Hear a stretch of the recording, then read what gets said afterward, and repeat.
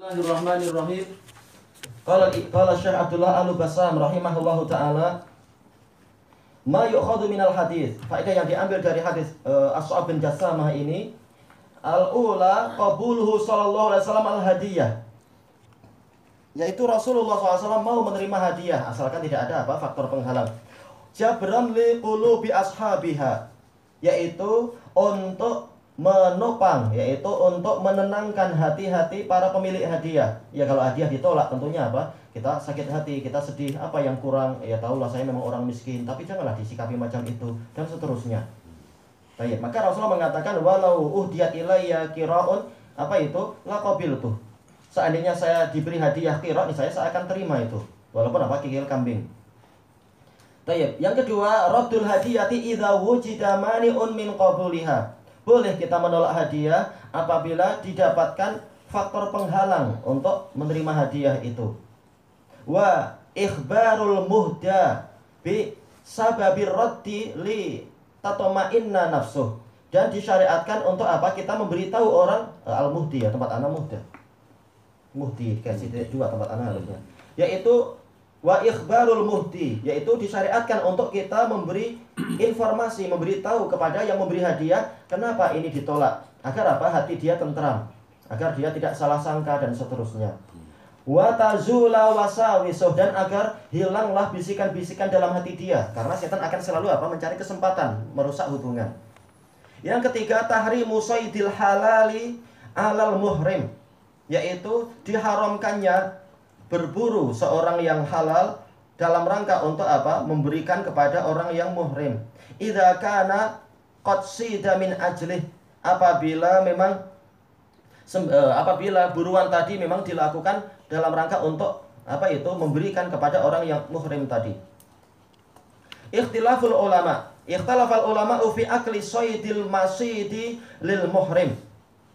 Para ulama berselisih pendapat apa hukum memakan binatang buruan yang memang dia itu diburu untuk orang yang muhrim. Binatang buruan maksudnya adalah binatang yang liar itu. Sebagaimana disebutkan syarat-syarat dikatakan soid disebutkan oleh Syekhuna Muhammad bin Hizam, menukilkan dari para ulama. Di antara adalah memang dia bukan milik siapa-siapa. Baik. Fa madhhabu Abi Hanifah wa Atha wa Mujahid wa Sa'id bin Jubair jawazu aklil muhrim lima sadahul halalu minas soid. Adapun mazhab Abu Hanifah dan Atha, Mujahid dan Sa'id bin Jubair adalah boleh orang yang ihram memakan apa yang diburu, yang ditangkap oleh orang yang halal dari binatang-binatang liar itu, sawaun asadahu min ajlihi amla. Sama saja dia memburunya untuk orang yang ihram atau tidak. Wa huwa marwiyun an jumlatin minas sahabah. Ini diriwayatkan dari sejumlah sahabat. Boleh jadi karena belum sampai kepada mereka hadis Sa'ab bin Jassamah dan yang semacam itu. Minhum Umar bin Al-Khattab wa Zubair wa Abu Hurairah. Wa hujjatu haula, hujjah mereka pendapat pertama ini hadis Abi Qatadah al-mazkuru fi hadzal bab. Hadis Abu Qatadah yang disebutkan dalam bab ini, yang Rasulullah membolehkan untuk memakan hasil buruan dari Abu Qatadah. Fa inna Nabiyya sallallahu alaihi wasallam akala minhu, karena Nabi sallallahu alaihi wasallam juga makan dari itu, padahal beliau juga umrah. Wa aqarra rufqata Abi Qatadah ala aklihim qabla an ya'tu ilaih, dan Rasulullah menyetujui rombongan Abu Qatadah untuk memakan itu sebelum mereka datang kepada beliau. Wa amarahum bil akli minhu aidan, dan beliau juga memerintahkan mereka untuk memakan apa yang tersisa. Wa dhahaba ta'ifatun ila tahrimi lahmi soidi alal muhrimi mutlaqah. Sekelompok ulama berpendapat diharamkannya daging binatang buruan tadi terhadap orang yang ihram secara mutlak. Sawaun asida li ajlihi amlam yasid li ajlih, amlam yusad li ajlih. Sama saja itu diburu dalam rangka orang yang untuk kepentingan orang yang ihram ataupun tidak. Wa min haula, di antara mereka siapa? Ali bin Abi Thalib, wa bin Abbas, wa bin Umar, wa marwiyun an Tawusa wa Sufyan ats-Tsauri. Wa hujjatu haula umumu qaulihi ta'ala. Dalil mereka adalah keumuman firman Allah Ta'ala, wa hurrima 'alaikum saydul barri ma dumtum huruma, dan diharamkan kepada kalian yaitu binatang buruan di darat selama kalian itu ihram. Wa haditsu Sa'ab bin Jassamah alladzi ma'ana. Dalil mereka juga hadis Sa'ab bin Jassamah yang bersama kita. Fa inna nabiyya sallallahu alaihi wasallam raddah. Karena Nabi sallallahu alaihi wasallam menolak pemberian tadi, wa allala radda bi mujarradil ihram. Dan alasan yang didatangkan oleh Nabi adalah, alasan penolakannya adalah semata-mata ihram. Wa dhahaba jumhurul ulama, adapun jumhur ulama minhumul a'immah, di antara mereka adalah para imam Malikun wa Syafi'i wa Ahmad wa Ishaq wa Abu Thawr ila tawassuti bainal qaulain. Berpendapat untuk cari jalan tengah dari dua pendapat ini. Karena dalil-dalil menunjukkan apa? Dua. Maka apa, kita gabungkan.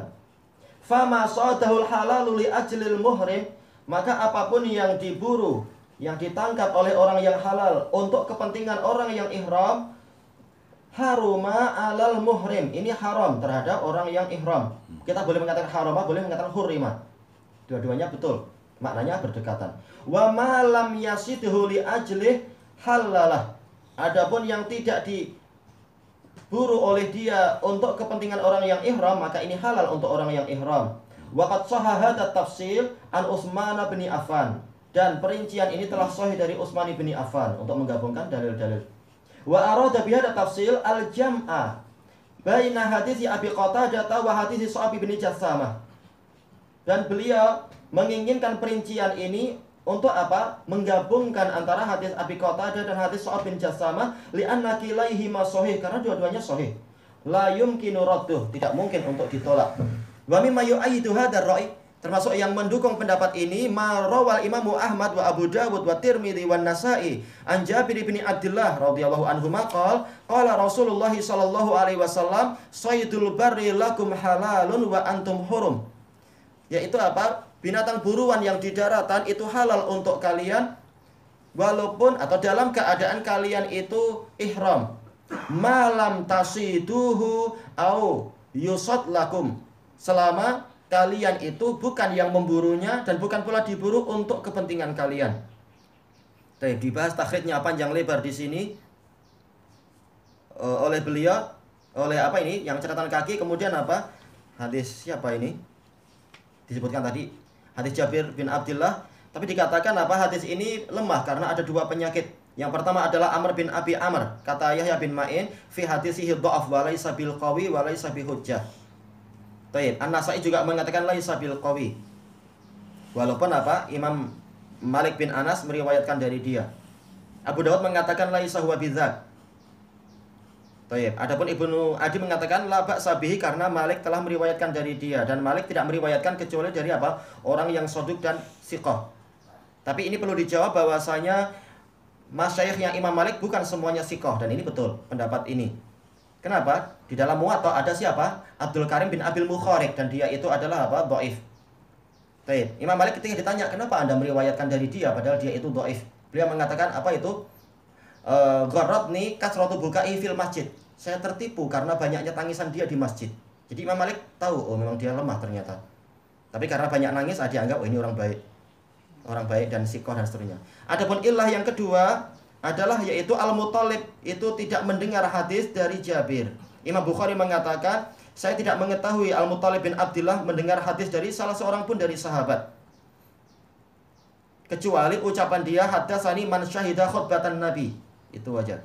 Demikian pula siapa ini? Abdullah bin Abdurrahman, kata Imam Tirmidzi. Abdullah bin Abdurrahman yang terkenal di Tabaqat itu adalah Darimi. Kami tidak mengetahui Muttalib itu mendengar seorang pun dari sahabat. Tapi intinya adalah apa? Dhaif. Tapi cukup dengan apa? Hadis yang tadi-tadi aja. Ilahuna wallahu a'lam. Subhanakallahumma wa bihamdika la ilaha illa anta astaghfiruka wa atubu ilaik. Alhamdulillahirabbil alamin. Apa itu? Iya, beliau memilih apa? Menjamak. Syekh Muhammad bin Izam, Syekh Yahya dan Syekh Mukbil.